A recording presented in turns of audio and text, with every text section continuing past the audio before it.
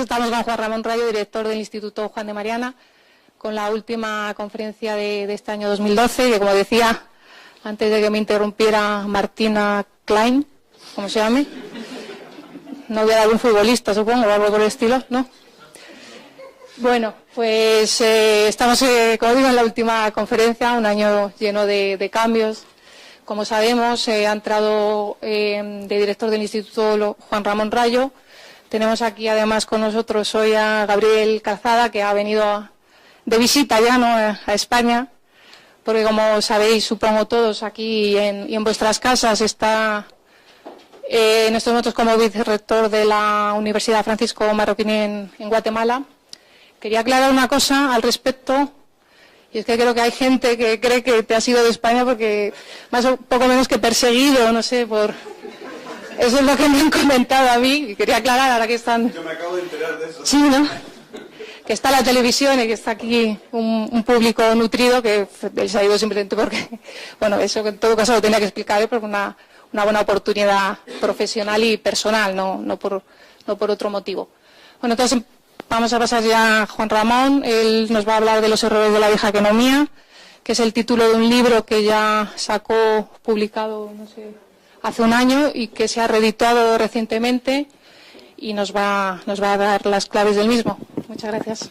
Básicamente, lo que voy a hacer va a ser resumir las ideas principales de John Maynard Keynes, tal como las expuso en su teoría general. John Maynard Keynes es una persona que cambia muchas veces de ideas, en ocasiones de manera radical a lo largo de su vida, pero en su última obra, digamos que pues desarrolla lo que desde entonces se conoce como keynesianismo o como teoría estándar de Keynes. Teoría que hoy se reivindica, quizá no con toda la fidelidad del mundo, porque tenemos economistas que dicen que lo que hoy nos ha llegado de Keynes no es efectivamente lo que está contenido en la teoría general. En parte esto es cierto, en otra parte se exagera mucho. Pero bueno, vamos a ir punto por punto a analizar las ideas contenidas en la teoría general y obviamente a criticarlas. Entonces, la idea central de la teoría general básicamente es: se suele pensar que es una obra dirigida a atajar el ciclo económico, a atajar la última depresión que estemos padeciendo, y la teoría general es una obra que está preocupada porque el capitalismo, a largo plazo, no el año que viene, sino a largo plazo, conforme pasen las décadas, irá perdiendo inversiones, o las inversiones del sistema capitalista serán cada vez menos rentables, y por tanto una economía de libre mercado, piensa Keynes, que será incapaz de dar empleo a todo el mundo. Como no habrá inversiones rentables, la mano de obra que debería estar ocupada en esas inversiones rentables no se podrá ocupar, y por tanto habrá una situación que podríamos llamar de desempleo o estructural, o como lo llama Keynes, de desempleo con equilibrio. Estaremos en una situación de equilibrio, no habrá ningún desajuste que corregir en la economía, pero aún así habrá altas cantidades de desempleo, es decir, de gente que querrá trabajar, que estaría dispuesta a trabajar al salario vigente, pero como no hay demanda, como no hay suficiente gasto, y no habrá suficiente gasto porque los empresarios no se atreverán a invertir, porque no verán oportunidades rentables para invertir, pues será un gasto que se perderá y que por tanto no ocupará a los trabajadores. Por tanto, al final lo que tenemos es que este desempleo estructural de las economías, estructuralmente creciente, además, será consecuencia de que las economías no gastarán lo suficiente. La idea central del keynesianismo es que no se gasta lo suficiente, que hay una insuficiencia de gasto. Es decir, insuficiente gasto ¿para qué? Para que todos los factores productivos estén empleados. Entonces, dentro del gasto que incluye Keynes, pues como estamos hablando del gasto en el mercado libre, luego él ya hará su apuesta por el gobierno gigantesco para contrarrestar esta tendencia, pero como estamos hablando del mercado libre, básicamente Keynes distingue entre dos gastos: consumo e inversión. Entonces, de la misma manera que hemos dicho que mucha gente cree que el keynesianismo es fundamentalmente una teoría dirigida a contrarrestar las depresiones que surjan en un momento determinado, cuando es fundamentalmente una obra dirigida a consolidar en el largo plazo un empleo general de los recursos de la economía, también mucha gente cree que Keynes es un economista subconsumista, es decir, que es una persona que atribuía todos los problemas de la economía capitalista a que no había suficiente consumo. Entonces, aunque Keynes tiene muchas conexiones con el subconsumismo, de hecho él mismo pues las traza y se trata de emparentar con ellos, diciendo que en parte eran visionarios y demás, él propiamente no es subconsumista. Keynes atribuye los problemas de la economía capitalista no a una falta de consumo, sino a una falta de inversión. Otra cosa es que a falta de inversión, mejor que haya consumo. Pero, desde luego, la carencia fundamental, el elemento que para Keynes realmente desestabiliza el capitalismo, es la inversión. Una inversión que, como hemos dicho, será cada vez menos rentable, ahora luego explicaremos por qué, será cada vez menos rentable, habrá cada vez menos oportunidades de inversión y, por tanto, no se invertirá y, al no invertirse, no se contratará todos los factores productivos. Eso para el largo plazo. Luego sí que es verdad que en un capítulo de la teoría general, que es lo que al final nos ha llegado, Keynes describe, o en un par de capítulos, describe que la inversión a largo plazo va a ser decreciente porque no habrá oportunidades y además a corto plazo será muy fluctuante. Los empresarios se podrán volver locos de repente, sus expectativas se nublarán, se volverán pesimistas, no querrán invertir y entonces a corto plazo podrá haber además hundimientos transitorios de la inversión que generarán depresiones económicas que habrá que corregir. Pero al margen de esto, que es un problema, digamos, superpuesto al anterior, el fundamental para Keynes es que a largo plazo no habrá gasto suficiente para emplear a todos los factores productivos. ¿Y esto qué significa? Pues que Keynes de alguna manera trata de refutar la famosa ley de Say. La famosa ley de Say, que Keynes además se reinventa, porque Say nunca dijo lo que Keynes dijo que dijo, según Keynes, Say estableció que la oferta genera su propia demanda. Eso Say nunca lo dijo. Say se limitó a decir que las mercancías las pagamos con mercancías, lo cual es de sentido común. Es decir, yo cuando compro es o porque he producido ya bienes que ofrezco indirectamente en intercambio, es decir, cojo mercancías porque me he desprendido previamente de mercancías, o porque espero producir esas mercancías en el futuro. Es decir, compro a crédito, y comprar a crédito, ¿qué significa? Yo cojo ahora bienes y los repongo en el futuro, produciéndolos en el futuro. ¿De acuerdo? Por tanto, al final las mercancías siempre se intercambian por mercancías, porque si no estaríamos o nos encontraríamos con una persona que va cogiendo bienes del mercado y nunca añade bienes al mercado, es decir, vive a costa de los demás, sería un parásito. Pero, que de esos hay muchos, desde luego, sobre todo en el sector público, pero lo que quiero decir es que en una economía caracterizada por la cooperación y la división del trabajo, lo que tenemos son relaciones de simbiosis. Yo te doy para que tú des. Y, por tanto, intercambios mutuamente beneficiosos. Ya sean intercambios entre bienes presentes, es decir, yo he producido, pero no quiero lo que tengo, y tú has producido, pero tampoco quieres lo que tienes, y mutuamente o inversamente yo quiero lo tuyo y tú quieres lo mío, pues intercambiamos a través del mecanismo del dinero. Por supuesto es algo más complejo, pero vamos, la idea final, si quitamos el velo monetario, como decían los clásicos, sería ese, o bienes presentes, bienes futuros. Yo cojo hoy, no he producido todavía, pero produciré mañana y te lo repagaré, y además te lo repagaré con intereses. ¿De acuerdo? Por tanto, esta era la idea fundamental de Say, perdón, no de Keynes. Keynes lo que dice es que esto no es así, porque podemos tener una oferta agregada mucho mayor que la demanda agregada. Y si la demanda agregada es inferior a la oferta agregada, no todo se podrá vender. Y si no todo se puede vender, pues habrá problemas a la hora de seguir produciendo, a la hora de ocupar a los factores productivos, etc. Y aunque no lo establece claramente, porque desde luego Keynes tenía muchos defectos, alguna virtud, pero entre sus virtudes no estaba la de ser claro. Entonces, la claridad, pese a que muchos pues lo citan y demás, descontextualizándolo y demás, la claridad no era una de las virtudes de Keynes, y aunque no lo explicita, la idea que intenta transmitir es cómo es posible que la demanda agregada sea inferior a la oferta agregada. Y él dice, pues porque una parte de lo que se debería gastar se atesora.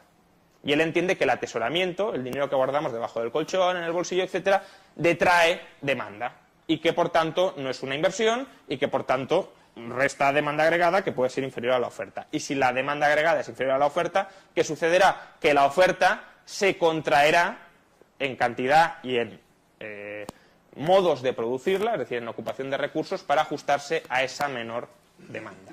Bien, esta es la idea central de la teoría general. Entonces, como he dicho, los dos componentes de esa insuficiencia de gasto son el consumo y la inversión. Entonces vamos a pasar a estudiar el consumo y la inversión, o cómo se comporta el consumo y la inversión según Keynes. Entonces, el gasto en consumo, Keynes lo que dice es que los agentes económicos consumen una parte relativamente estable de su renta.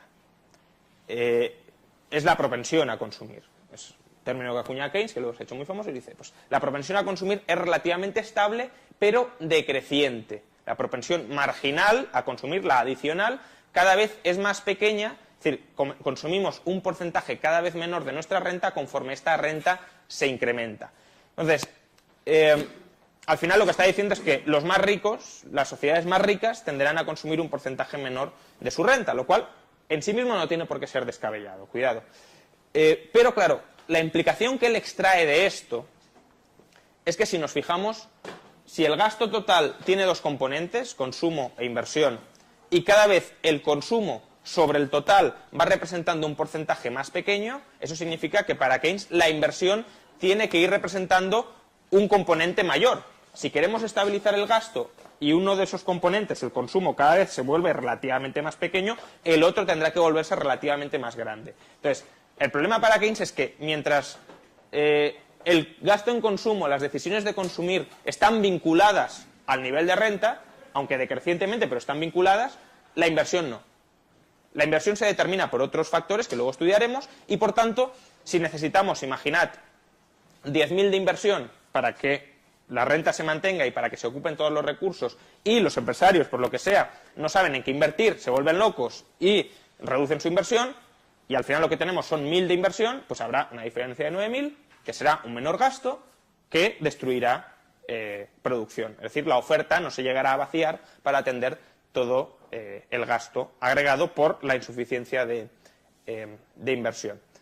Por tanto, fijaos, este es el problema fundamental que ve Keynes en las economías capitalistas a largo plazo. Cuanto más rica sea una economía, más dependiente es de la inversión, y la inversión, cuanto más abundante es, cuantos más bienes de capital hemos acumulado, menos rentable se va volviendo. Con lo cual, pese a que tenemos que ir incrementando el gasto en inversión, cada vez hay menos incentivos a incrementarlo. Y, por tanto, las sociedades llegarán a un punto en el que requerirán de mayor inversión y no habrá nadie en el sector privado que quiera invertir más. Con lo cual, o volvemos a una situación anterior de pobreza, o habrá alguien que tendrá que suplir esa deficiencia en el gasto total. Además, esta idea de Keynes, o sea, digamos que la idea de vincular el consumo a la renta, pero decrecientemente a la renta, es decir, que cada vez se consume un porcentaje menor de la renta, una de sus implicaciones es la que hemos comentado, que las economías se vuelven crecientemente dependientes de la inversión. La otra implicación es que el consumo para Keynes tiene un componente estabilizador muy importante. ¿Por qué? En el Tratado del Dinero, la anterior obra de Keynes, él había llegado a una conclusión disparatada. ¿Qué conclusión disparatada? Bueno, siempre ha llegado a conclusiones disparatadas, a veces se da cuenta, a veces no. Pero esta era tan sumamente disparatada que él vio que había algún problema y que tenía que solucionar ese problema desde un punto de vista teórico. Y era que, claro, según su implicación, un aumento del ahorro generaba una reducción de la demanda agregada. Y entonces, una reducción de la demanda agregada, a su vez, reducía el gasto, que a su vez volvía a reducir la demanda agregada, etcétera, etcétera. Entonces, claro, él decía, es que, claro, esta teoría me lleva a suponer que a poco que aumente el ahorro, las sociedades se van a depauperar absolutamente y vamos a volver a la edad de piedra. Y dice, claro, esto no tiene mucho sentido.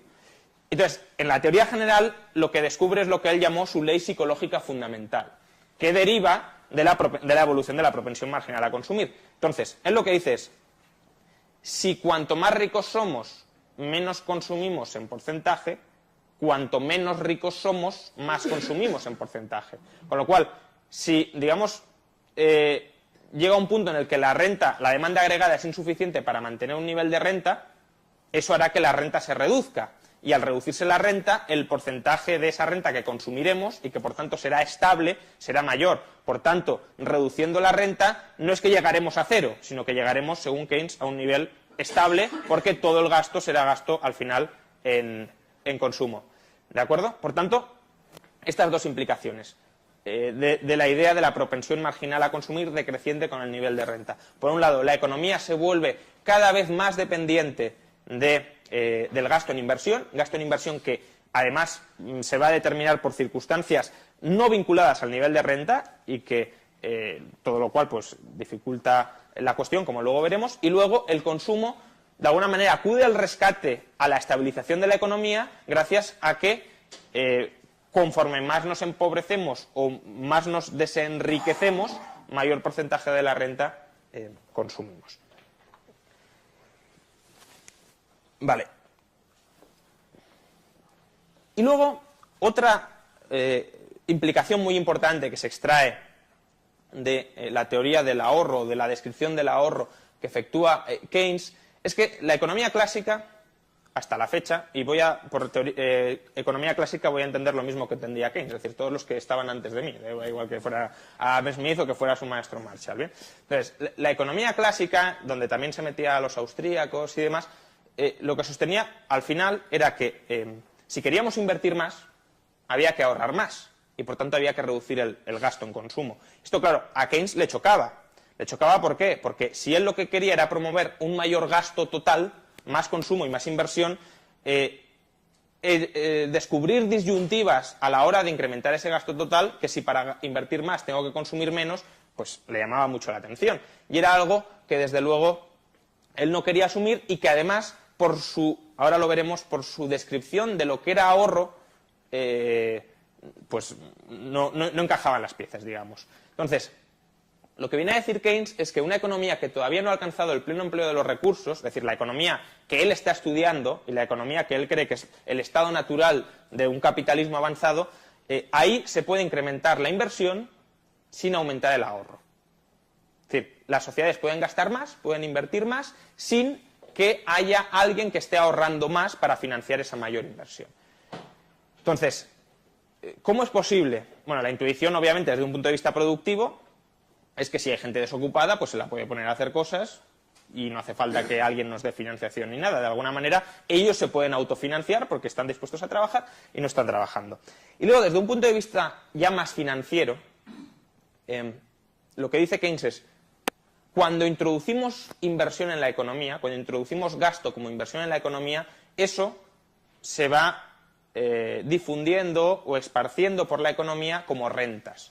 Es decir, si yo soy un empresario y gasto 10.000 en montar una empresa, 9.000, por ejemplo, se van a salarios para los trabajadores, ¿de acuerdo? Entonces, esos salarios, a su vez, se consumirán, y se consumirán según la propensión marginal a consumir de los agentes, ¿de acuerdo? Con lo cual, imaginad que, aquí he puesto el ejemplo numérico para que lo veamos mejor, imaginad, ¿no?, que de una renta de 1.000, esa renta de 1.000, ¿de dónde surge? De una mayor inversión de 1.000.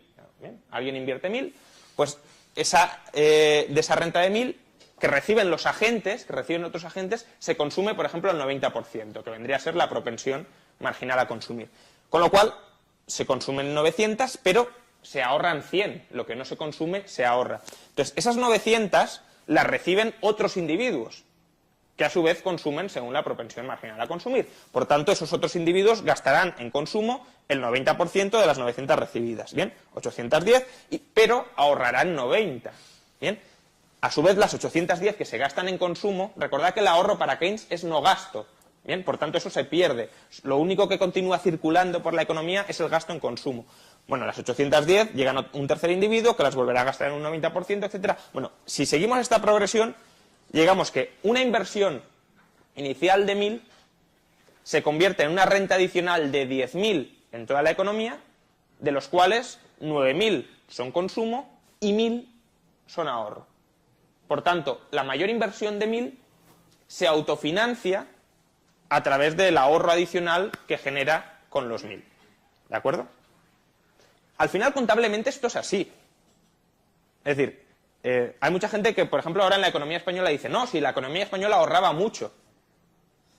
Es decir, porque, ¿qué sucede? Si tú introduces endeudamiento en la sociedad, al final ese endeudamiento son fondos propios de alguien. Por tanto, siempre hay un aumento de fondos propios. Incluso, imaginad que tenemos una burbuja inmobiliaria y esa burbuja incrementa el valor de la vivienda. Eso contablemente, si revalorizamos el activo, ¿en qué se traduce? En un aumento de fondos propios. Es decir, el activo tiene más valor y, por tanto, los fondos propios son mayores. Entonces, un aumento de fondos propios, contablemente lo podemos entender como que hay más gente ahorrando, porque hay más patrimonio neto en la sociedad. Obviamente es solo un efecto contable. Entonces, ¿esto qué esconde? Y esto en parte es culpa de los austríacos también. que han definido ahorro como no consumir, y eso le ha permitido a Keynes decir algo relativamente razonable. Es que, efectivamente, en términos monetarios no se están consumiendo 1000 nuevas unidades de todas las que se han creado. Por tanto, ustedes que me piden ahorro, tienen ahorro. El ahorro se genera. Y hay un momento en el que dice, tan genuino es el ahorro que surge de una decisión inicial de no consumir como el posterior que surge de generar renta y de una parte de esa renta adicional no consumirla. Entonces, ¿el problema cuál es? Que no es exacto hablar de ahorro como no consumo. Siempre hay que matizar o ponerle una coletilla. No consumo, ¿a qué plazo? Es decir, yo estoy ahorrando a un mes, a un año, a 10 años, a 20 años. Entonces, el problema aquí es que se puede estar invirtiendo a 20 años, es decir, esa inversión producirá los bienes de consumo a lo largo de 20 años y el ahorro de la gente puede ser ahorro a medio año. Con lo cual ahí hay una manifiesta descoordinación entre ahorradores e inversores, porque los inversores están produciendo con miras a 20 años y la gente quiere disponer de sus bienes presentes en 6 meses. ¿Vale? Sí, en términos de cantidades tenemos ahorro en general de 1000 e inversión en general de 1000, pero una inversión es a 20 años y otro ahorro es a 6. Por tanto, ¿tenemos ahorro a 20 años para completar esta inversión? No. Y eso es lo que Keynes hábilmente no trató. No trató porque luego tampoco se le insistió en que lo tratara. Eso es un problema. Vale, entonces, aunque no lo he comentado, obviamente el hecho de que 1000 de inversión nueva se transformen en 10.000 de renta, esto es el famoso multiplicador del gasto. Es decir, aquí la renta, o el gasto, que al final para Keynes por debajo del pleno empleo es lo mismo, la renta se multiplica por 10. Con una inversión inicial de 1000, logramos al final una expansión, no sabemos ni a qué plazo, ni en qué condiciones, ni nada, pero bueno, logramos una expansión de la renta de 10.000, de las cuales 1000, el 10% se ahorran y por tanto financian la inversión inicial de 1000. Entonces, el multiplicador del gasto, que a veces puede parecer casi la multiplicación de los panes y los peces, porque suena a eso, en ciertas condiciones podría ser cierto. Quiero decir, si la gente se pone a gastar, es evidente que el gasto se va multiplicando en sociedad. Lo que Keynes no trata, es decir, si yo recibo renta, la gasto, otra persona recibe renta, la gasta, etcétera, es evidente que hay una multiplicación del gasto en sociedad. Lo que Keynes no trata es si esa multiplicación del gasto se corresponde con una multiplicación de la producción. ¿Bien? Y eso es lo que Keynes no llega a estudiar y lo que hay que estudiar. Entonces, Keynes dice, como hay factores ociosos, como hay recursos ociosos, habrá multiplicación de la producción, porque habrá factores que podrían estar produciendo y que no lo están haciendo. Por tanto, si gastamos más, esos factores se pondrán a producir. ¿Pero se pondrán a producir de verdad? Bueno, las dos condiciones, que a lo mejor hay alguna más, pero vamos, yo como mínimo veo dos que se han de cumplir y que veo muy improbables que se cumplan incluso en medio de una situación depresiva y de muchos recursos ociosos. Pues las dos condiciones que se han de cumplir para que el multiplicador del gasto sea una multiplicación de la producción son dos. Primero, que haya recursos ociosos. Esta es la más laxa, que haya recursos ociosos en todos los factores productivos que requiere la inversión para completarse. ¿Por qué digo en todos? Porque si yo necesito un montón de factores productivos y solo tengo disponibles los trabajadores, las materias primas, por ejemplo, las tendré que detraer de otros procesos productivos. Y al detraerlas de otros procesos productivos, ¿qué sucederá? Que esos procesos productivos no podrán producir. Por tanto, aumentaré la producción en un lado de la economía, pero lo reduciré en otro. ¿De acuerdo? Y de hecho, lo aumentaré en un sitio que no era el sitio al que tendía a ir el mercado, el sitio que era más valorado por los consumidores, a costa de reducirlo en otro donde sí lo era. Bien, esto es ponernos en el año 2008, cuando los gobiernos empiezan ya a gastar y los bancos centrales empiezan a bajar los tipos de interés y el precio del petróleo y de las materias primas se va a 150. Obviamente, ¿eso qué significa? Que en materias primas no teníamos ni mucho menos recursos ociosos, había procesos productivos que se estaban intentando completar y, como no se podían completar todos, había una pugna de precios entre unos procesos productivos y otros, y quien al final se llevó el gato al agua, es decir, quien pudo comprar las materias primas, lo hizo a costa de arruinar a quienes no pudieron comprar materias primas. Pues aquí sucede lo mismo. Si todos los procesos productivos que se emprenden con la nueva inversión no disponen de factores ociosos para ser acometidos, esos factores se retirarán de otras partes de la economía donde se reducirá la producción. ¿De acuerdo? Y luego tenemos una segunda condición, que yo creo que esta es la más estricta, y esta es la que además Hayek, pues quizá no con toda la claridad del mundo, porque tampoco Hayek era el paradigma de claridad, le atacó a Keynes. También debe haber capacidad ociosa en las industrias de bienes de consumo y en todos los factores que necesitan las industrias de bienes de consumo para, durante todo el tiempo que dura la inversión, atender la demanda de bienes de consumo de los factores productivos que han obtenido nuevas rentas. ¿Esto qué significa? Imaginad que empezamos un nuevo proceso productivo, una nueva inversión, y como hemos dicho, contrataremos a trabajadores. Y estos trabajadores, ¿qué harán con la renta? La consumirán.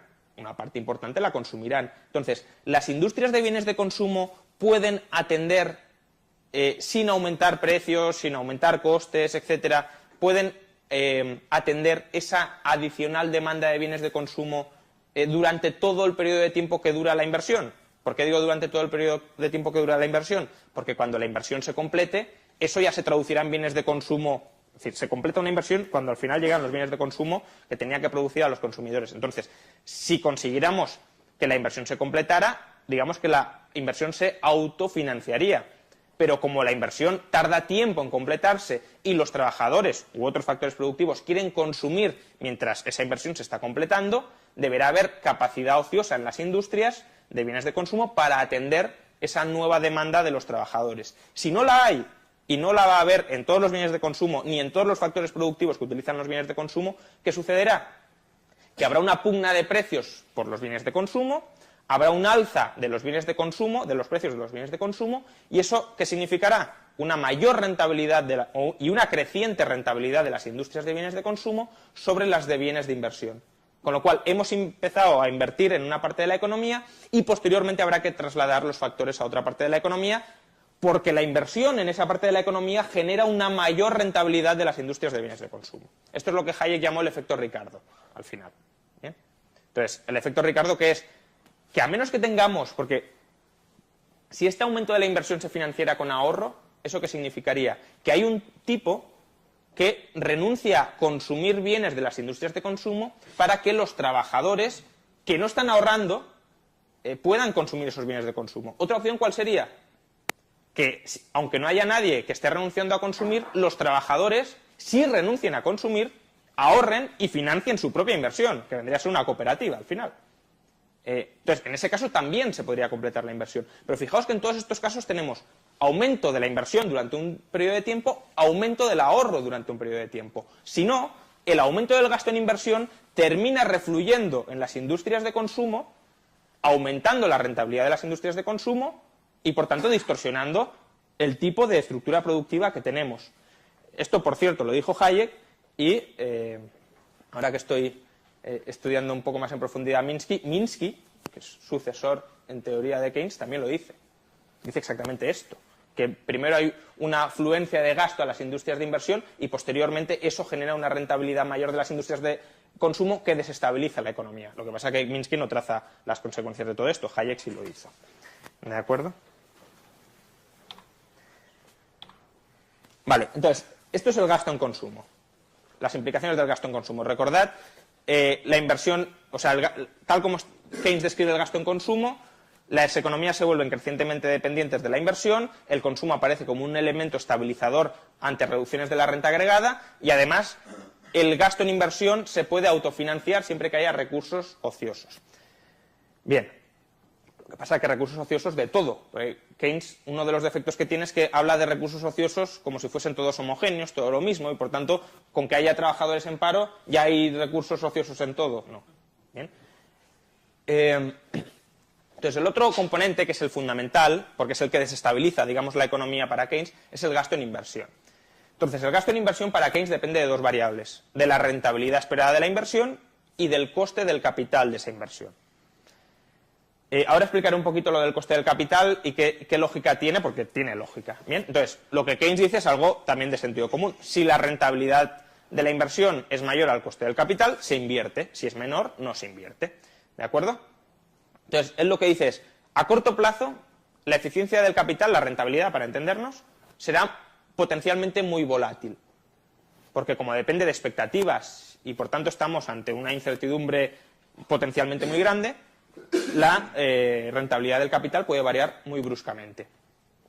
Y luego, a largo plazo, esa rentabilidad del capital será decreciente con el tiempo. ¿Por qué? Porque cuanto más capital acumulemos, ahora insistiré en ello, menos oportunidades nuevas de inversión existen y por tanto menos rentabilidad de las nuevas inversiones. Y además, dice Keynes, lo que sucederá también es que el tipo de interés, el coste del capital, digamos, en general lo normal será que esté demasiado alto para aprovechar las oportunidades de inversión. Imaginad que la rentabilidad del capital cae al 1. Entonces, para que los empresarios decidan invertir, necesitaríamos que el tipo de interés esté por debajo del 1. Pero dice, por determinados factores que luego explicaré, el tipo de interés cabe esperar que esté más alto, 2, 3, 4, 5%. Por tanto, una vez la rentabilidad del capital ya haya caído por debajo del 5 o del 4%, ya no se invertirá más en las economías.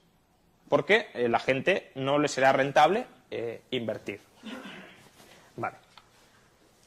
Entonces, antes de pasar a exponer la visión keynesiana más desagregada en estos temas, dejadme que resuma un poco la visión tradicional o clásica del coste del capital y de la importancia del coste del capital, porque muchas veces ni siquiera lo entendemos y es fundamental para entender qué papel juega el tipo de interés o, en general, el coste del capital, porque el tipo de interés solo es el tipo de interés de los préstamos, también habría que incluir la rentabilidad exigida por el accionista, etcétera. El coste del capital a la hora de coordinar intertemporalmente, es decir, a la hora de tomar decisiones consistentes y sanas y sostenibles de inversión entre los agentes económicos. Entonces, la cuestión es, ¿por qué tenemos una economía donde es necesario que haya beneficios y que además esos beneficios superen una variable que nos encontramos por ahí que se llama tipo de interés o coste de capital si lo ampliamos un poquito? Es decir, ¿por qué? ¿Por qué no podemos ponernos a producir cuando la rentabilidad de la inversión es inferior al tipo de interés? Por ejemplo, cuando una inversión da una rentabilidad del 0,5% anual, de media, y el tipo de interés está en el 4 o el 5. ¿Por qué esa inversión que genera riqueza? Porque genera un 0,5%, poquita, pero la genera. ¿Por qué la descartamos? E incluso podríamos ir más allá y decir, ¿por qué descartamos inversiones que tengan pérdidas? Bien, pero esto sería otro debate. Pero bueno, ¿por qué descartamos inversiones que tengan una rentabilidad exigua? Entonces, lo que sucede es que el coste del capital, es decir, el tipo de interés o la rentabilidad exigida por el accionista, es la rentabilidad mínima que exige el ahorrador para retrasar la satisfacción de sus necesidades durante un periodo de tiempo o sometiéndola a un determinado nivel de riesgo. Recordad que el riesgo es, yo renuncio a consumir hoy, que es consumo seguro, para tal vez consumir mañana. Obviamente, el intercambio aquí no puede ser 1 por 1. ¿Por qué? Porque preferiría consumir o atesorar hoy o mantenerme en una posición líquida hoy a someterme a incertidumbre futura. Por tanto, la gente, para renunciar a satisfacer sus necesidades durante un periodo de tiempo y asumiendo un nivel de riesgos, exige una rentabilidad mínima de la inversión. Y esa rentabilidad mínima de la inversión, que es la rentabilidad mínima necesaria para que la gente ahorre y financie con su ahorro inversiones, es el coste del capital. Por tanto, ¿qué estamos diciendo al final? Que si la rentabilidad de la inversión no supera el coste del capital, a la gente que ahorra no le compensa ahorrar. Y no le compensa invertir en esas inversiones con un coste de capital inferior. Es como decir, al final, lo que pasa es que la gente, como se ve que el capitalista pues es un explotador y demás, que no, bueno, lo que decía Keynes, luego lo veremos, pues se le puede olvidar, ¿no? El famoso forgotten man es el capitalista. Entonces, si un trabajador, decimos, tú vas a trabajar aquí por 5 euros al mes, genera riqueza. Trabajar por 5 euros al mes algo produce, pero claro, ese señor diría, pero es que a mí no me compensa. Bueno, pues el capitalista es lo mismo. El capitalista dice, yo, para obtener una rentabilidad del 0,5, asumiendo riesgos y movilizando mi capital y retrasando la satisfacción de mis necesidades, no me compensa ahorrar. Por tanto, no ahorro. Para mí es mejor no ahorrar y no invertir en esto. Porque destruyo riqueza, insisto. Si obligamos a la gente a trabajar a 5 dólares o a 5 euros al mes, también se producirá mucho, porque habrá un montón de inversiones que serán rentables, pero la gente vivirá mal, vivirá explotada y vivirá con sus fines vitales pues absolutamente aplastados. Bien, pues esto es exactamente lo mismo. Entonces, necesitamos un coste del capital para coordinar a lo largo del tiempo bien a los agentes económicos. Y y por tanto, ya digo, la rentabilidad de la inversión tiene que batir al coste del capital para saber que estamos generando riqueza a lo largo del tiempo. La rentabilidad por unidad de tiempo, lo que se conoce como la TIR en finanzas, la rentabilidad por unidad de tiempo tiene que ser superior al coste por unidad de tiempo. Y si lo queremos también por tipo de riesgo incurrido. Porque es que si no es imposible coordinar adecuadamente las decisiones de inversión a lo largo del tiempo. Por ejemplo, ahí os pongo un caso que es bastante claro. Imaginad que hemos suprimido el tipo de interés, hemos suprimido el coste del capital, que es lo que buscaba Keynes. ¿Bien? Y lo único que tenemos es dos inversiones. Una inversión a un año, que podemos repetir además cada año, que nos proporciona una rentabilidad del 5%. ¿Bien? Y luego tenemos otra inversión a 100 años, que proporciona de media, pero al cabo de 100 años, una rentabilidad del 6%. ¿Cuál de las dos tenemos que emprender? Si nos fijamos solo en la rentabilidad, la de 100 años. Porque es mayor, 6% es mayor que 5%, por tanto es más rentable. Ahora bien, si disponemos de coste del capital, ¿con qué nos podemos encontrar? Pues con que el coste del capital a un año puede ser el 3%, por tanto lo que tenemos es, si tú inviertes a un año, obtienes el 5%, exiges como mínimo el 3%, conviene invertir, conviene seguir este proyecto productivo, y luego el coste del capital a 100 años es el 60%, básicamente porque a 100 años pocos disfrutaremos de los bienes futuros que se generen. ¿Bien? Entonces, la gente puede exigir por rentabilidades del 60 o del 200%. Entonces, lo que nos encontramos es, esta inversión a 100 años proporciona el 6 y la gente exige como mínimo el 50 o el 60. Por tanto, no conviene emprenderla. Y el papel que juega el coste del capital, todos los costes del capital, a cada plazo y a cada riesgo, es precisamente coordinar ahorradores con inversores. Usted puede emprender estos proyectos productivos porque yo estoy dispuesto a esperar y a asumir estos riesgos durante estos periodos de tiempo. Y el problema es cuando esa coordinación se ve alterada por la manipulación de los tipos de interés a cada periodo de tiempo. Bien, entonces, esta es la visión clásica o tradicional o austríaca, si lo queremos, de los tipos de interés. Y luego vamos a ver lo que dice Keynes. Entonces, Keynes dice, con respecto a la eficiencia marginal del capital, es decir, con respecto a la rentabilidad de la inversión, a corto plazo, dice Keynes, que puede ser muy fluctuante, debido a que las expectativas, como decía, de los inversores, de los empresarios, pues cambian mucho, son muy volátiles, están sometidas a mucha incertidumbre, especialmente cuando en los modernos mercados financieros, dice Keynes, el inversor ha sido sustituido por el especulador. Bien, dice, en la empresa tradicional lo que teníamos era un señor que era propietario de la empresa, que estaba día a día en la empresa y que se preocupaba por hacer crecer, expandir y generar riqueza en la empresa. Y además, como estaba dentro, pues aunque no supiera qué va a pasar en 10 años, tenía capacidad para readaptarse conforme pasara el tiempo. Es decir, era una visión más de adaptación a corto plazo para llegar al largo plazo. Dice, en los modernos mercados financieros, donde tú compras la propiedad de una empresa, pero no la diriges y por tanto no tomas decisiones concretas de hacia dónde tiene que ir la empresa, al final esos mercados están dominados por los especuladores. Y por tanto los especuladores ya no intentan anticipar si la empresa irá bien o irá mal, y por tanto si hay que dar precios al capital que sean realistas y consistentes a largo plazo, sino que simplemente se preocupan por si otros van a comprar o van a vender.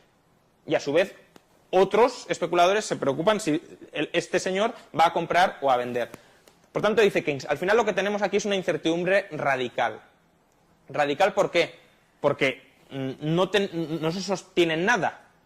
Son expectativas sobre expectativas sobre expectativas que en cualquier momento se pueden quebrar, porque no hay una base sólida debajo, y cuando se quiebren o se inflen, pues la rentabilidad esperada del capital irá de un lado a otro, ¿no? Y él lo ilustra con el famoso caso del concurso de belleza keynesiano. No sé si lo habéis oído hablar de él, pero básicamente el concurso de belleza es: un periódico publica un anuncio donde dice, ¿cuál de las siguientes chicas creéis que los lectores dirán que es la más guapa?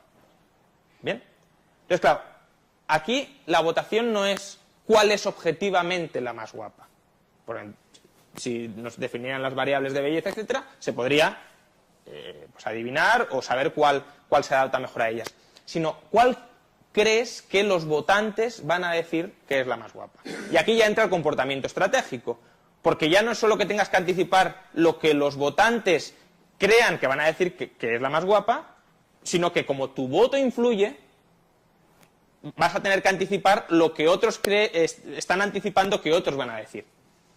¿De acuerdo? Con lo cual se van generando unas expectativas sobre otras expectativas que al final aciertas básicamente de chiripa. O si conoces muy bien lo que están pensando los demás y por tanto eres capaz de anticipar su conocimiento. Por tanto, como hay una incertidumbre radical, dice que esto se puede quebrar en cualquier momento. Entonces, al quebrarse, al desmoronarse la rentabilidad esperada del capital, porque será una rentabilidad que no estará valorando la empresa en concreto, sino lo que el otro espera que vaya a hacer, se hundirá la eficiencia marginal del capital y por tanto la gente no querrá invertir. Entonces, Keynes dice además que en los modernos mercados de capitales es lógico pensar que este tipo de especuladores que no miran a largo plazo, sino que se preocupan por el corto plazo, van a prevalecer sobre los inversores más a largo plazo. Y da 4 motivos por los cuales él cree que van a prevalecer.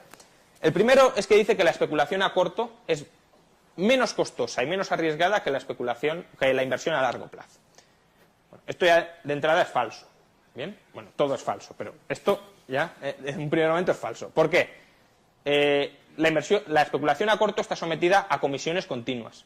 Si estás comprando y vendiendo 20 veces al día, pagas 20 veces comisiones. Si compras y vendes una vez cada 5 años, pagas una vez comisiones. Y además, eres incapaz de capitalizar los beneficios que obtengas o de capitalizarlos enteramente. ¿Por qué? Porque cada vez pagas impuesto de las ganancias del capital. Mientras que si tú acometes una inversión que vas a rentabilizar sin necesidad de venderla, la vas a rentabilizar a largo plazo, eso de alguna manera se va capitalizando. Cuando las empresas reinvierten beneficios por los que tú no pagas impuestos, la empresa sí, pero tú no, etcétera, pues eso se va capitalizando. Por tanto, no es verdad que sea menos costoso. Es decir, bajo ningún parámetro se me ocurre que sea menos costoso. Y luego, que sea menos arriesgado, Keynes no fundamenta nada de esto. Es decir, son cosas que él suelta como si fueran autoevidentes y luego, obviamente, no lo son. Entonces, luego, que sea menos arriesgada la especulación a corto plazo, precisamente si él está diciendo que la especulación a corto se sustenta en nada y que es una convención que se puede quebrar en cualquier momento y que si se quiebra se te puede desmoronar el valor de tus acciones a cero, obviamente es mucho más arriesgado eso que otro tipo de inversión que lo que haga sea, yo sé que esta empresa no se va a desmoronar más de un determinado nivel, porque esa empresa, su subyacente, sigue generando valor y por tanto no va a caer muy por debajo de ese nivel, y aunque caiga, sé que luego, si la empresa sigue funcionando bien, va a subir y yo voy a recuperar. Y voy a recuperar sobre todo en el largo plazo, porque a corto plazo, efectivamente, como dice Warren Buffett, los mercados son máquinas de votar, es decir, son concursos de belleza keynesianos, pero a largo plazo son máquinas de pesar, es decir, la precisión de lo que genera valor y de lo que no es muy exacta. Por tanto, es mucho más seguro cubrirte a largo plazo invirtiendo en cosas que tienen un fundamento que no invertir en lo que yo creo que van a decir los demás, que me puede equivocar perfectamente. Por tanto, ni es más costosa ni es más arriesgada. Luego dice que la naturaleza humana nos impulsa a tomar beneficios a corto plazo. Y eso algo puede tener de razón, pero precisamente si la naturaleza humana es tan torpe, existen muchos incentivos a domar esa naturaleza humana. Es decir, si yo puedo obtener ganancias a largo plazo, pues frenando mis pasiones de voy a vender, voy a comprar la ludopatía, pues obviamente yo puedo tener unas finanzas más responsables y una inversión a largo plazo más lógica. De hecho, hay toda una escuela de inversión que se llaman Contrarian Investors que se basan en esto. Dicen, yo voy a hacer lo contrario de lo que hacen los demás porque los demás tienen un comportamiento manada, están locos, se tiran por el precipicio y cuando se tiran yo aprovecho para recoger lo que queda. Por tanto, ya hay gente que está haciendo esto y lo hace con éxito. Por tanto, no hay ninguna necesidad de que todo el mundo siga siendo tonto siempre. ¿De acuerdo? Es decir, puede haber una pasión intrínseca, pero esa pasión se puede domar de la misma manera que puede haber una pasión por matar y violar a los demás y tenemos instituciones jurídicas que evitan para fomentar el crecimiento social a largo plazo que esto se produzca. ¿De acuerdo? Luego, también dice Keynes que la especulación a corto puede apalancarse mucho más que la inversión a largo plazo. Bien, entonces, esto en parte es cierto.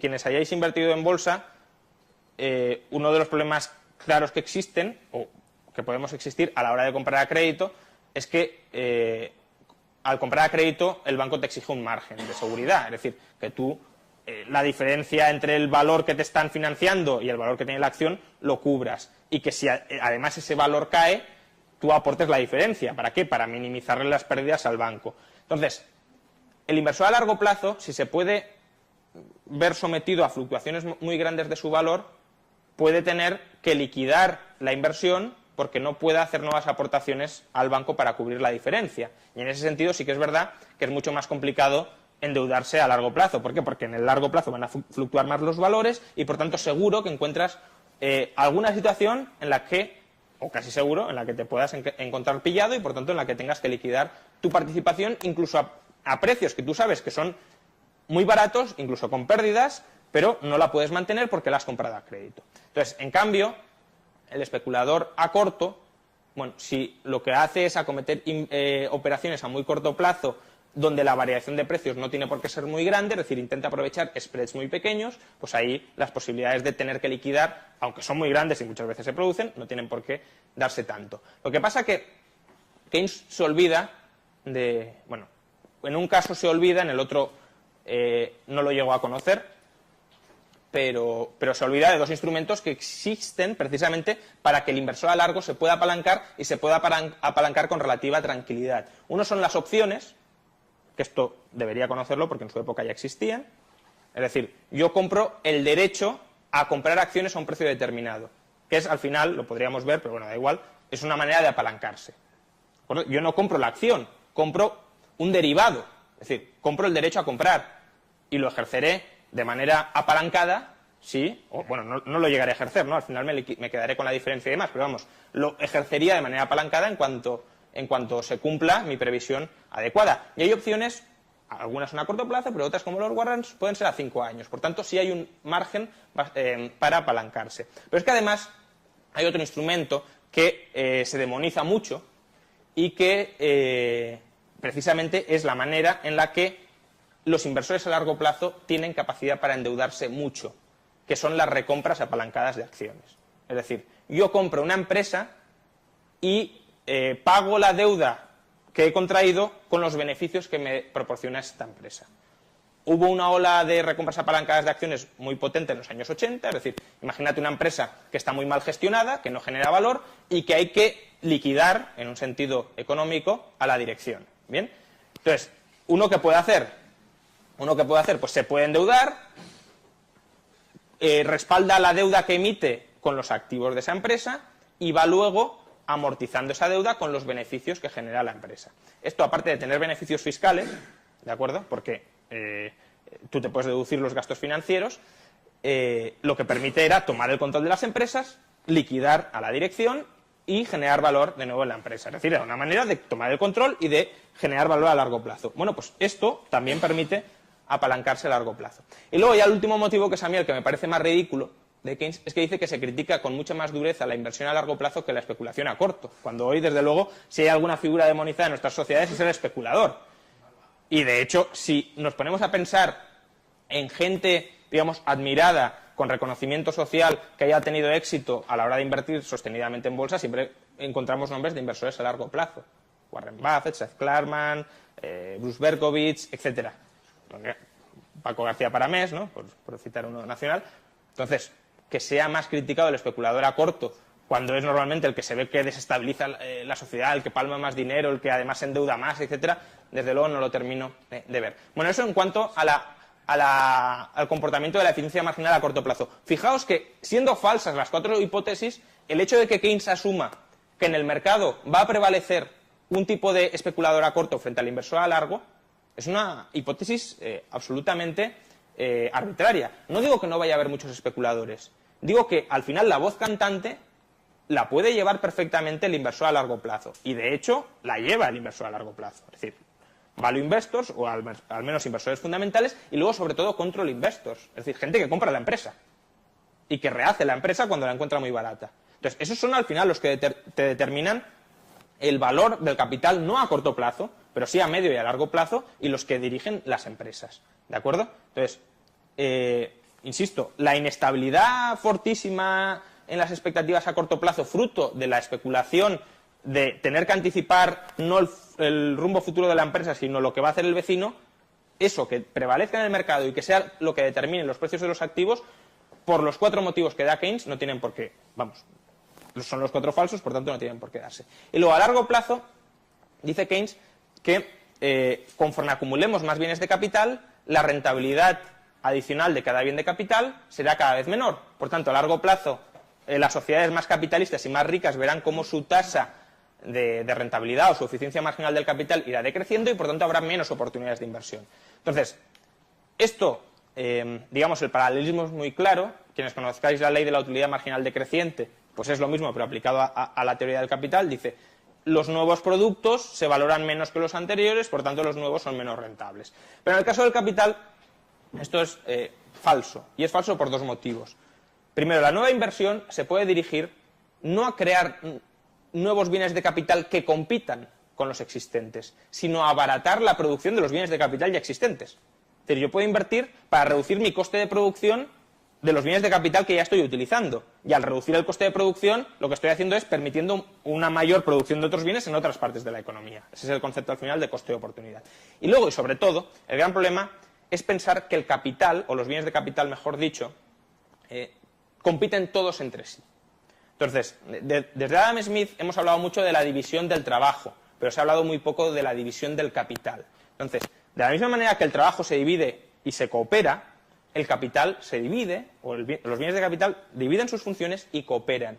La rentabilidad de este ordenador, si estuviese aislado de todo este edificio, de las webcams, de las sillas, etcétera, sería mucho menor. De hecho, la rentabilidad aislada de este ordenador no es nada, o es prácticamente nula, ¿de acuerdo? Aislada de todo, de electricidad, de mesas, de todo. Este ordenador tiene valor en tanto en cuanto se inserta en una estructura de bienes de capital. Una estructura de bienes de capital que se dirigen a generar valor. Por tanto, la inversión nueva no se mueve tanto. Puede haber inversión que se mueva a sustituir y a reemplazar a bienes de capital existentes.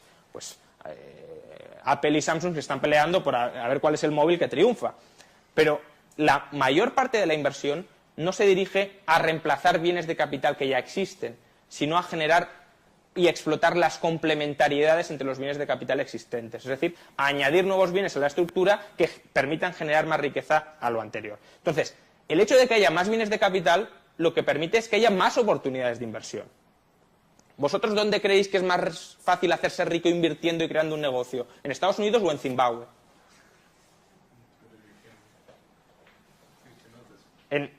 Obviamente en Estados Unidos. No digo que en Zimbabue no te puedas hacer rico o muy rico, sobre todo si tienes contactos políticos, pero bueno, incluso desde un punto de vista empresarial. Pero desde luego es mucho más fácil encontrar oportunidades de ganancia en una sociedad donde todo el mundo es rico, donde todo el mundo tiene patrones de consumo, patrones de ahorro, etcétera, te puedes financiar, etcétera, que en una sociedad donde si te despistas te cortan el pescuezo, ¿no? Entonces, desde luego es mucho más fácil en Estados Unidos. Entonces, ahí la intuición ¿cuál es? Que, como digo, los bienes de capital se utilizan de manera complementaria y hay ocasiones donde para invertir en nuevos bienes de capital se tiene que haber acumulado una masa crítica de otros bienes de capital. Y aquí el ejemplo más claro es carreteras y vehículos, pero también electricidad y empresas o cualquier otra cosa. Es decir, si nadie tiene vehículos, montar una autopista es un negocio ruinoso. Cuando todo el mundo tiene vehículos, montar una autopista es un negocio, o puede ser un negocio, que se lo digan ahora a las concesionarias, pero bueno, puede ser un negocio muy rentable, ¿de acuerdo? Y de hecho, invertir y crear la autopista mejora incluso el uso y la rentabilidad del uso del automóvil. Es decir, tener un automóvil y utilizarlo, pues, o una furgoneta y utilizarla como bien de capital, es más rentable. ¿Por qué? Porque los costes de desplazamiento se reducen, los costes del desgaste de ir por la tierra y no por una carretera asfaltada también se reducen, etcétera. Por tanto, hay una complementariedad. La carretera o la autopista se vuelve rentable y los automóviles se vuelven más rentables. Por tanto, cuanto más capital haya acumulado, más inversiones complementarias de capital se van rentabilizando. Y al final, de todas formas, esto es una rentabilidad casi física. Es decir, rentabilidad monetaria, el capital siempre va a dar, por una cuestión relativamente sencilla. Un bien de capital, al final, es un derecho, bueno, un derecho si salen las cosas bien, pero bueno, un derecho a percibir bienes en el futuro. ¿Bien? Entonces, imaginad que tenéis la opción de comprar un activo financiero, que es un bien de capital, que os da derecho a percibir 1.000 euros durante los próximos 10 años. ¿Alguien de vosotros pagaría hoy 10.000 euros por esa percepción de 1.000 euros durante los próximos 10 años? No, porque ¿para qué voy a comprar por 10.000 euros lo que me va a dar a lo largo de 10 años 10.000 euros? Sería absurdo. Si ya tengo los 10.000 euros, no los voy a invertir en algo que como mucho me va a dar 10.000 euros. ¿De acuerdo? Entonces, yo lo que haré en todo caso será comprarlo por 9.000, por 9.500, por 8.500, al precio al que yo lo compre. La diferencia entre el precio al que yo lo compre y el rendimiento que me va a dar y el precio final que me va a dar es precisamente la rentabilidad del capital. Si yo compro ese derecho o ese bien de capital por 9.000 y me da 10.000, obtengo 1.000 sobre 9.000, que es aproximadamente un 11%. Por tanto, siempre el capital será rentable. ¿Por qué? Porque el capital es una expresión, o el valor actual del capital es una expresión de la preferencia temporal de los agentes económicos. Nunca van a invertir hoy a un precio o a un coste mayor o igual al que van a obtener de rentabilidad en el futuro. ¿De acuerdo? Bueno, esto con respecto a la eficiencia marginal del capital. Entonces, ya hemos visto que ni tiene por qué ser inestable a corto plazo ni decreciente a largo plazo. Pero el otro componente que determina la inversión es justamente el tipo de interés. Bien, entonces, Keynes lo que dice es que todos los bienes tienen su propio tipo de interés, que son tipos de interés unitarios de cada bien, propios de cada bien.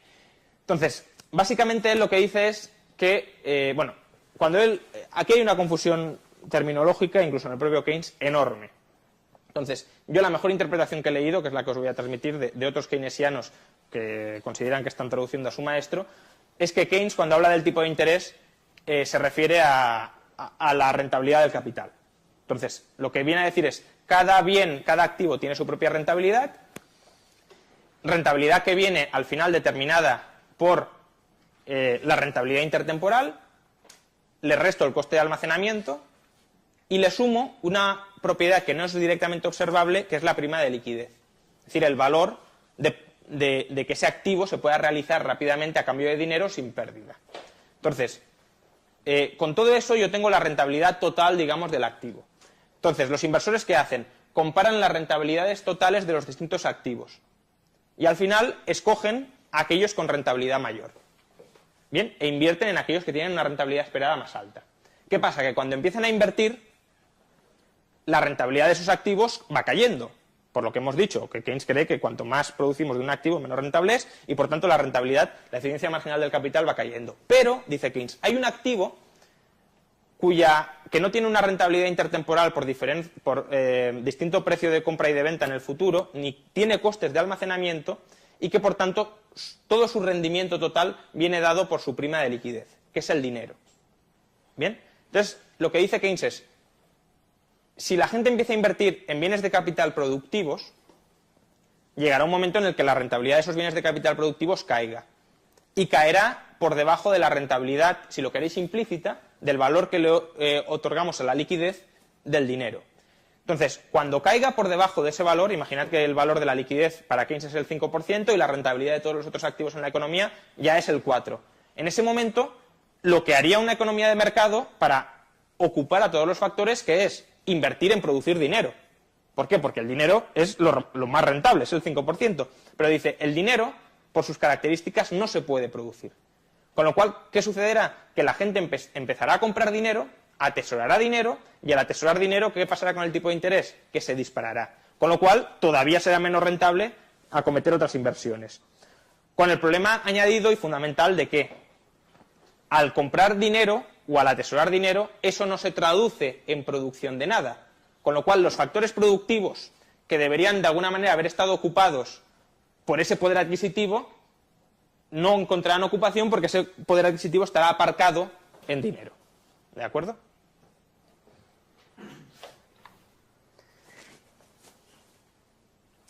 Vale, entonces, como digo, la relación que establece Keynes entre dinero y tipos de o entre atesoramiento de dinero, entre demanda de dinero y tipos de interés, que a mayor demanda de dinero, a mayor valor que le otorguemos a la liquidez, más altos son los tipos de interés, depende de dos hipótesis que adopta Keynes. La primera es que la oferta de dinero, dice Keynes, el dinero no se puede producir y además no tiene sustitutos, o no tiene sustitutos claros, lo cual pues, es un disparate por ambas vías. La primera, el dinero sí se puede producir, si es el oro, es claro que se produce. De hecho, un país, aunque no tenga minas de oro, puede producir oro indirectamente, como creando mercancías y vendiéndolas a cambio de oro en los países donde sí se produzcan. Por tanto, el dinero sí se puede producir. Y además, aparte, dice, pues si ya se ha agotado el oro, pues se pueden monetizar otras cosas, se puede producir plata, se puede producir cobre, por tanto, el dinero se puede producir y de hecho se ha producido, vamos, en los últimos 50 años se ha producido el 60% de todo el oro en la historia de la humanidad, por tanto, el dinero se puede producir y mucho. Y luego, la idea ya absolutamente absurda de que el dinero no tiene sustitutos, cuando vamos, es que incluso en economía, en teoría económica, Keynes creo que dio un curso de economía de 9 semanas o de 3 semanas, no me acuerdo ahora, pero vamos, esos son todos los estudios de economía que tenía Keynes. Incluso en teoría monetaria hay una categoría que se llama sustitutos del dinero. ¿Qué son los sustitutos del dinero? Pues el crédito que utilizamos como medio de pago. ¿De acuerdo? Entonces, las sociedades capitalistas, si algún problema tienen, no es que haya demasiados pocos medios de pago, es que la elasticidad, sobre todo en las sociedades actuales, medio capitalistas y medio muy socialistas, en las sociedades actuales, la elasticidad y la facilidad con la que se crean medios de pago es enorme. De hecho, hay una cosa, una categoría que se llama multiplicador monetario. ¿Y eso qué significa? Que la cantidad de medios de pago sobre una cantidad de dinero es mucho mayor, es 20, 50 veces mayor. Por lo tanto, claro, que Keynes diga, no, es que el dinero no se puede sustituir cuando puedes crear 50 veces más medios de pago, que al final esto es una expresión, esto sería más largo, pero lo que sucede es que la velocidad de uso del dinero se acelera, pero bueno, en cualquier caso, que el dinero se vuelve más eficiente. Cuando tienes capacidad para generar tantos sustitutos del dinero que además se crean, y de nuevo esto ya sería otro debate más largo porque si no me voy a alargar mucho, pero se crean monetizando, si se crean sanamente, monetizando bienes presentes de consumo, que son los bienes presentes que se pueden producir con los trabajadores que quedan desempleados precisamente cuando la gente demanda liquidez, la doctrina de las letras reales, por si alguien quiere profundizar, pues es que no tiene ningún sentido.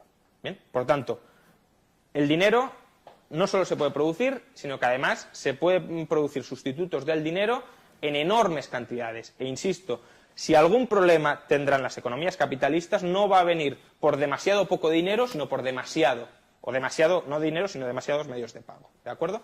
Y luego Keynes dice, luego por un lado la oferta es rígida, es absolutamente rígida, y la demanda, por un lado tenemos dos demandas que van aumentando de manera automática, que son la demanda de transacción y la demanda de precaución. La de transacción es la demanda para hacer operaciones y la de transacción es la demanda por miedo. Yo atesoro porque tengo miedo del futuro y por tanto como no sé qué va a pasar, pues atesoro.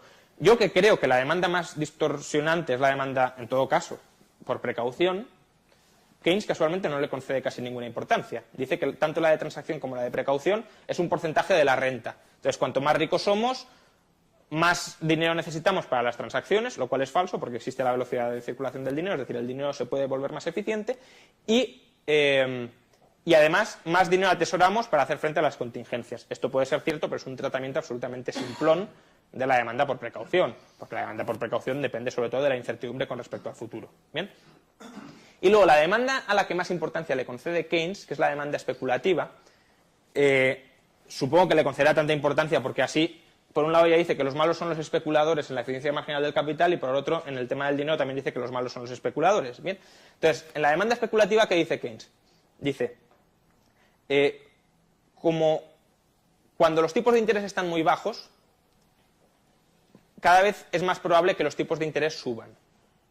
Bien, entonces, si yo invierto cuando los tipos de interés están muy bajos y luego suben, yo experimento pérdidas por una relación de valor del capital. Es decir, cuanto más altos son los tipos de interés, menos es el valor o menor es el valor de los activos. Por tanto, si yo compro, por ejemplo, cuando el valor de los activos es 1000 y luego suben los tipos de interés y los activos caen a 500, pues habré hecho un mal negocio. ¿Bien? Entonces, lo que dice Keynes es, cuanto más bajos estén los tipos de interés, más expectativas habrá de que los tipos terminarán subiendo. Con lo cual, la gente no querrá invertir, sino que atesorará el dinero en previsión de que los tipos suban. ¿Bien? Y al atesorar dinero en previsión de que los tipos suban, eso disparará la demanda de liquidez y hará que los propios tipos se disparen y al dispararse se situarán por encima de la eficiencia marginal del capital y la inversión se retraerá. Bien, bueno, esto tampoco tiene mucho sentido, no tiene mucho sentido porque hoy, bueno, primero hay un fallo colosal a la hora de tratar esto. A la hora de tratar esto, que es fundamentalmente que Keynes asume que todos los bonos son a perpetuidad. Bien, y esto es una hipótesis disparatada. Si asumiera que los bonos no son a perpetuidad, es decir, que son bonos a corto plazo, por ejemplo, todo su discurso sobre la demanda especulativa de dinero se caería, porque hay que asumir que los tipos de interés van a subir muchísimo en los bonos a corto plazo para que te compense no comprar los bonos y atesorar dinero. Pero es que, además, tú puedes expresar tu preferencia de que los bonos van a caer de precio en los mercados de futuros sin necesidad de atesorar dinero. Puedes vender un bono y si hay otro que espera que los tipos no van a subir, te lo comprará. Con lo cual, tú no necesitas atesorar dinero para especular y para hacer y para lograr o contribuir a lograr que los tipos suban. Y en última instancia, el fallo fundamental es que el valor del dinero, es decir, el atesoramiento de dinero no determina los tipos de interés, lo que determina es el valor del dinero. Entonces, ¿qué sucede? Imaginad que la gente atesora dinero y deja de prestar.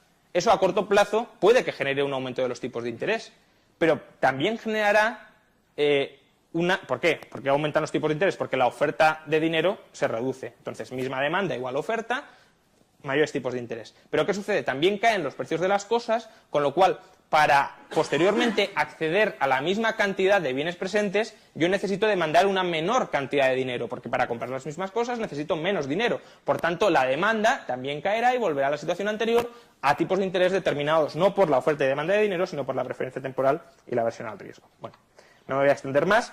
No me voy a extender más en esto. Muy rápidamente, que ya estamos terminando. Entonces, ¿qué propone Keynes para combatir todas estas deficiencias? Bueno, por un lado, incrementar la propensión a consumir. ¿Cómo quiere incrementar la propensión a consumir? Pues con impuestos progresivos sobre la renta, es decir, que los que ganan más, como consumen menos, paguen más. Alta tributación sobre la herencia. ¿Por qué? Porque hay que conseguir que la gente no traslade ahorro y patrimonio a sus hijos, sino que se lo gaste todo a más corto plazo posible. Luego, matar al rentista, no sabemos si en sentido literal o figurado, pero básicamente que los tipos de interés desaparezcan y que la gente no obtenga rentabilidad sobre el capital. Y luego, pues depreciaciones del tipo de cambio, por ejemplo, para atraer demanda extranjera sobre productos nacionales, etcétera. Luego propone estabilizar la eficiencia marginal del capital. Es decir, más consumo para que la renta sea más estable, eficiencia marginal del capital menos fluctuante para que se mantenga alta y sea menos estable. ¿Y ahí qué promueve? Pues monopolios públicos o privados. Es decir, decirle a la típica empresa chanchullera, te voy a garantizar este mercado y esta cantidad de dinero, por tanto tú puedes invertir aquí y no te preocupes por la competencia. Luego también precios garantizados en la producción, por ejemplo la PAC. Aumento expansivo de la inversión pública. ¿Por qué? Si el sector privado no quiere invertir, que invierta el sector público. ¿En qué? Da igual. La cuestión es que haya gasto y que haya movimiento y que haya trabajadores, empleados. Y luego, al final, socializar toda la inversión privada. Y esto es la última ocurrencia al cierre de la obra. Dice, no, bueno, socializar la inversión privada no significa que los medios de producción sean públicos. Significa decir dónde se tiene que invertir y fijar una tasa de rentabilidad en cada uno de esos sectores. Pero luego ya el sector privado que invierta como quiere. Bueno, esto que no se ha desarrollado mucho, pero esto se llama fascismo. Es decir, el fascismo justamente es eso. Yo mantengo la propiedad privada de los medios de producción, pero solo nominalmente, porque luego el sector público es el que me dirige dónde invertir, cómo no, pero qué rentabilidad voy a obtener, etcétera, etcétera. Y luego ya reducir los tipos de interés. Como la inversión se mueve por eficiencia marginal del capital y tipos de interés, logremos que la eficiencia del capital sea lo más alta posible y los tipos de interés lo más bajos posibles. Entonces, propone, obviamente, abandonar el patrón oro, es decir, establecer dinero fiduciario o dinero fiat. Luego, política monetaria muy inflacionista, es decir, monetizar todo tipo de deuda pública y privada a cualquier plazo, básicamente lo que está haciendo ahora Bernanke, y penalizar el atesoramiento. Compra la receta de Gesell de, por ejemplo, establecer un impuesto al dinero y que tú tengas que ir gastándolo recurrentemente. Bueno, eso es la inflación al final, ¿no? Pero más oficiosas incluso. Bueno, aquí tenéis algunas frases de Keynes para ver su cordura. Dice, el endeudamiento para hacer gastos ruinosos puede enriquecer a la comunidad. La construcción de pirámides, los terremotos y hasta las guerras pueden servir para aumentar la riqueza. Dice, si el tesoro se pusiera a llenar botellas viejas con billetes de banco, las enterrara a una profundidad considerable en minas de carbón abandonadas que luego se cubrirían con los escombros de la ciudad y encomendáramos a la iniciativa privada, eso sí, de acuerdo con los principios de la laissez-faire, aquí pues notad la ironía, ¿no?, keynesiana, la tarea de desenterrar los billetes, o sea, si les encomendáramos a las empresas la tarea de desenterrar los billetes, acabaríamos con el paro y a través de las repercusiones que esto tendría, probablemente la renta real y la riqueza de la comunidad llegarían a ser mucho más grandes de lo que actualmente son. El antiguo Egipto fue doblemente afortunado, que se lo digan a los esclavos, y sin duda a eso se debe su fabulosa riqueza. Construía pirámides y buscaba metales preciosos que, aunque no sirven para la satisfacción de las necesidades humanas, por cuanto no se pueden consumir, tienen la ventaja de que no desmerecen aunque abunden. La Edad Media construyó catedrales y cantó música fúnebre. 2 pirámides, 2 misas de requiem son 2 veces mejores que una sola, pero no sucede lo mismo con 2 ferrocarriles de Londres a York. Es decir, mejor dilapidar los recursos que invertir en lo que sea. Y luego, más, aunque este estado de cosas, lo que acaba de describir, sería perfectamente compatible con cierto grado de individualismo, significaría no obstante la eutanasia del rentista y como consecuencia el final de ese poder opresivo que el capitalista va acumulando al explotar la escasez del capital. Y ya por último, el Estado tendrá que intervenir para dirigir la propensión a consumir, en parte por medio de un programa de impuestos, en parte fijando el tipo de interés y tal vez mediante otros procedimientos, que no quedan muy acotados. Yo creo que acabará siendo evidente que el único medio de asegurar una aproximación a una situación de pleno empleo es algo así como una socialización amplia de la inversión. Y ya la última transparencia, y termino con esto. ¿En qué se equivoca Keynes? Bueno, pues se equivoca completamente en su teoría sobre la evolución a largo plazo de las sociedades capitalistas. El capitalismo no cae en una tasa decreciente de ganancias, como dijeron Keynes, y también dijo previamente Marx, por cierto, sino que conforme más invertimos, más oportunidades de inversión existen y, por tanto, más riqueza podemos generar para emplear a todos los factores productivos. Luego realiza alguna apreciación parcialmente exacta del comportamiento alocado de los mercados financieros, pero no encuentra ni las buenas razones por las que esto se produce, ni las recetas que ofrece son las adecuadas. Entonces, el problema o el origen de todos nuestros problemas, es decir, su fallo en cuanto al diagnóstico, no es que los especuladores se vuelvan locos o que la gente se ponga a atesorar dinero sin más, sino que hay una acumulación de malas inversiones, tanto productivas como financieras, que hacen que la gente encuentre lo más positivo readaptar sus planes de negocio, es decir, no seguir invirtiendo a lo loco, sino pararse a pensar, reestructurar sus finanzas, reestructurar sus planes de empresa, etc. El atesoramiento es solo un síntoma de algo mucho más profundo, y es que ha colapsado el crédito, es decir, que muchas de las cosas que se compraban eran a crédito. El problema no es que la gente antes compraba con dinero y ahora lo atesore, sino que antes compraba casi todo con crédito y ese crédito ha colapsado precisamente porque la estructura productiva que debía hacer rentable y sostenible ese crédito era una mala estructura productiva. Entonces, colapsa el crédito y la gente atesora, ¿para qué? Para forzar el reajuste de esas estructuras productivas y financieras. Y luego, la cura que propone Keynes no puede consistir ni por convalidar las malas inversiones, es decir, ustedes se han equivocado en todo, da igual en que sigan invirtiendo. La cuestión es que haya empleo en lo que sea, en pirámides, en terremotos, en guerras, etcétera, ni en generar nuevas malas inversiones, que esto es lo que propone a través del gasto público, sino favorecer y crear un marco estable donde los errores acumulados que se han ido cometiendo en la parte productiva y en la parte financiera de la economía se puedan corregir. Por tanto, no hay que socavar los mecanismos que permiten corregir esos errores y evitar que se produzcan en el futuro. Es decir, moneda sana, competencia bancaria, quiebras cuando se tengan que producir, libertad de precios o ahorro a largo plazo. Y precisamente el ahorro a largo plazo y cómo coordina la estructura productiva del ahorro a largo plazo es lo que Keynes nunca entendió. De ahí, probablemente, o al menos es una de las interpretaciones que acaba de hacer su famosa frase de a largo plazo todos muertos. A mí que me ofrezcan el corto plazo satisfactorio y burbujístico, que es al final de lo que hablamos, y a largo plazo ya veremos qué sucede. Bueno, muchas gracias.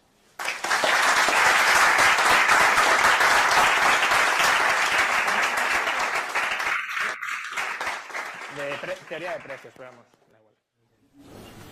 Que a mí me gustaría saber cómo es posible que un tío que, o cuál es tu opinión al respecto, cómo es posible que un tío como Keynes, que según nos acabas de decir, estudia economía 9 semanas, en un cierto mundo tan corporativo como puede ser cualquier otro, no especialmente corporativo como el de los economistas, consigue hacer un libro que rompe y que todos los economistas de la época siguen. Un tío que ha estudiado 9 semanas en economía, yo seguro que tú te has dedicado más de 9 semanas para hacer este libro y de montar lo que él parió en 9 semanas. Sí, pero es que, bueno, pregunta Fernando que cómo es posible que una persona que ha estudiado, no recuerdo exactamente si fueron 9, en todo caso fueron menos de 9, 9 semanas de economía, pues haya obtenido tanta repercusión en un sector que es tan cerrado y donde todo el mundo trata de cuidar tanto sus ideas y protegerlas de gente de fuera, etcétera, y cómo ha podido adquirir prestigio. Bueno, pues yo creo que son muchos factores, ¿no? Uno es que parte de las ideas de la teoría general ya se habían venido desarrollando por otros economistas y lo único que hizo Keynes, no digo que las copiara porque probablemente tampoco, pero vamos, fue aunarlas y juntarlas todas en algo que estaba pidiendo, por un lado, parte importante de la academia.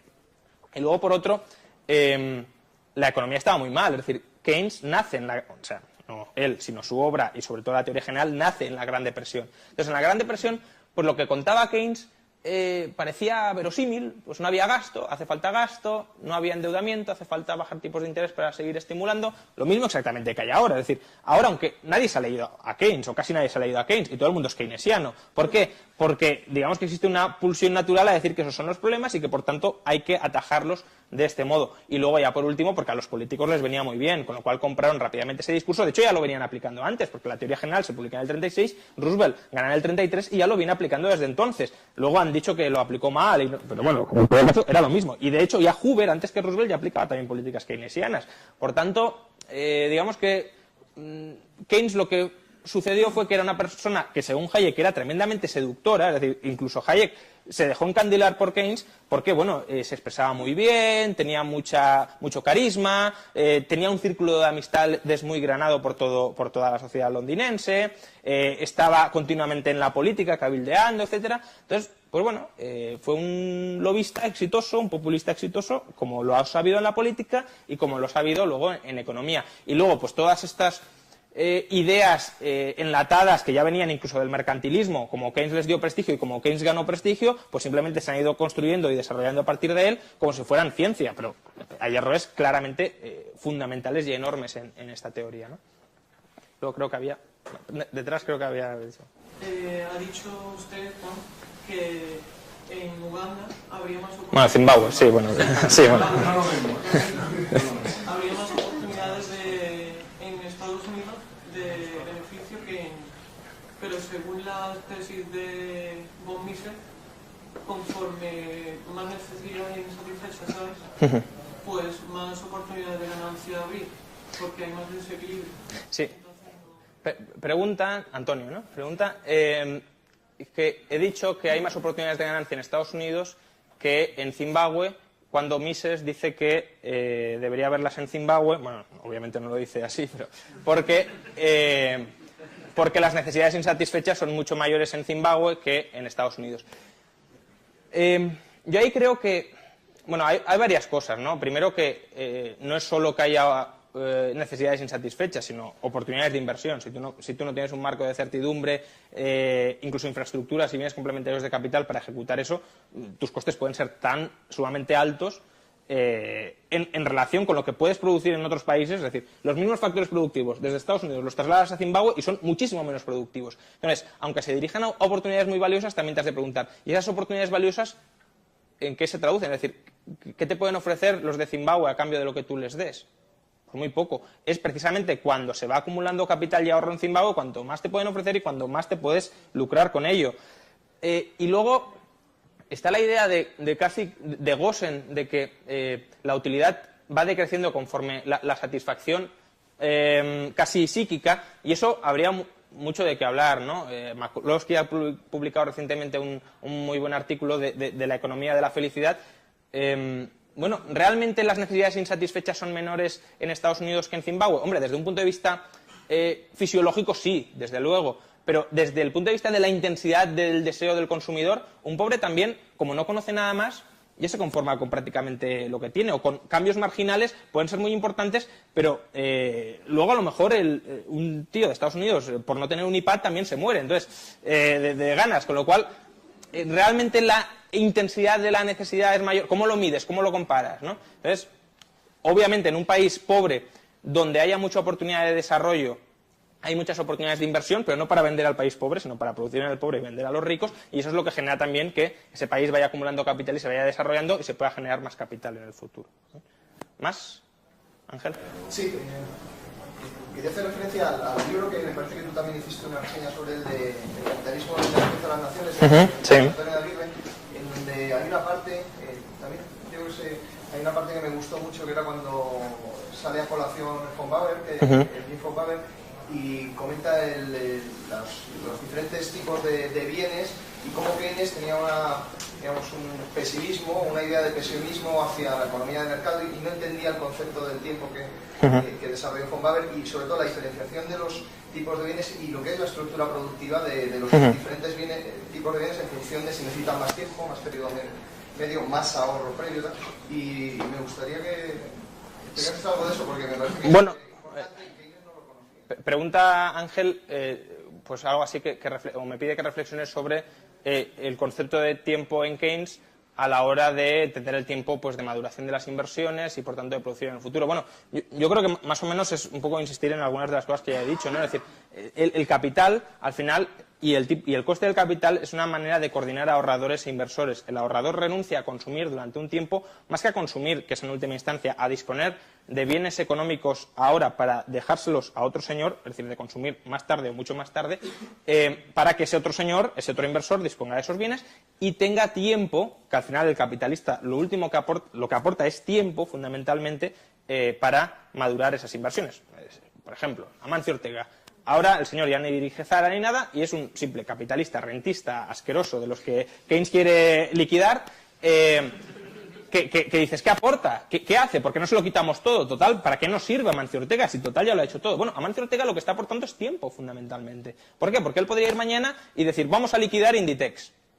Y todo lo que obtengamos de su liquidación me lo dais a mí, yo me voy de yates, drogas, etcétera, etcétera. Bueno, entonces, eso Amancio Ortega no lo hace.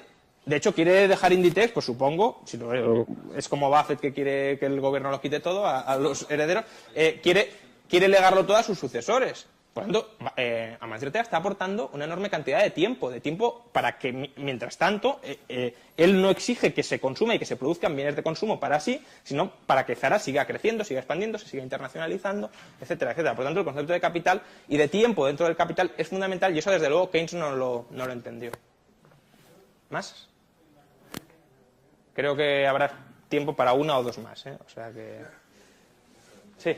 El ejemplo, hace año y medio, entrevista con la directora general ejecutiva del Grupo Día, que venía de un plan, y ella defendía que el gobierno dedicara, que los parados se dedicaran a plantar árboles, a hacer carreteras y a trabajar en energía alternativa. No proponía darles trabajo en su empresa. Una persona y una empresa precisamente que triunfa por no hacer nada de eso, por tener extranjeros menos recomendadores, por ahorrar dinero. Una empresa de este tipo que de repente se descuelgue con una cosa keynesiana me hace pensar y la pregunta que si verdaderamente por qué es tan persuasiva esta teoría que hasta los que no la practican y su éxito profesional se debe a que nunca han hecho nada de eso, luego se descuelgan pidiendo que los demás lo hagan. Es algo que al que está fuera no se entiende. Bueno, pregunta Antonio, que hace año y medio la directora general de Día, que desde luego si por algo se ha caracterizado no es por plantar árboles ni por cavar agujeros para volverlos a tapar, porque esta señora proponía hace año y medio que el gobierno hiciera esto con los parados. Y que si esto no es desazonador, pues en parte sí, porque es el pequeño keynesiano que todos llevamos dentro, ¿no? Esta es una expresión de David Sanz en el prólogo de mi libro, ¿no? Todos llevamos dentro un pequeño keynesiano, entonces la cuestión es cómo domarlo, cómo marginarlo, etcétera. Entonces, eso es así. Hombre, esto es un disparate, ¿por qué motivo? Pues es un disparate porque la idea de que, bueno, pues que hagan algo, si no hacen nada, si están parados, que hagan algo.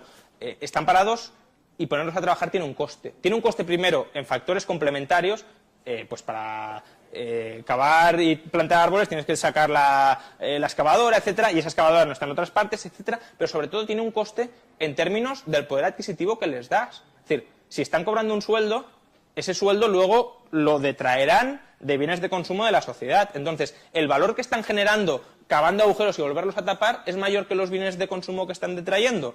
Pues no, porque es que si fuera mayor, el sector privado probablemente se hubiese encargado de darles empleo. Cuando no lo es porque cuando no lo hace es porque no lo es. Y por tanto están destruyendo valor para el resto de la sociedad. Al final es una redistribución de renta en lugar de una creación nueva de riqueza. En esa entrevista se refería refería sobre todo a hacer trabajar a los que recibían algún subsidio. Ya que tienes una prestación por desempleo, al menos haz algo. Sí, pero dice Paco que la directora general se refería a hacer trabajar a los que ya estaban recibiendo un subsidio. Sí, pero aún así hay costes en los factores complementarios. Entonces, Keynes probablemente al que odiaba era el que recibía rentas vitalicias. Es decir, al que previamente había hecho un ahorro, él o su padre o alguien, a muy largo plazo, y entonces ahora parecía que sin hacer nada estaba recibiendo rentas sin nada. Entonces por eso decía, uy, estos del largo plazo son unos parásitos que sin dar un palo al agua están siempre recibiendo algo. Sí, no, lo que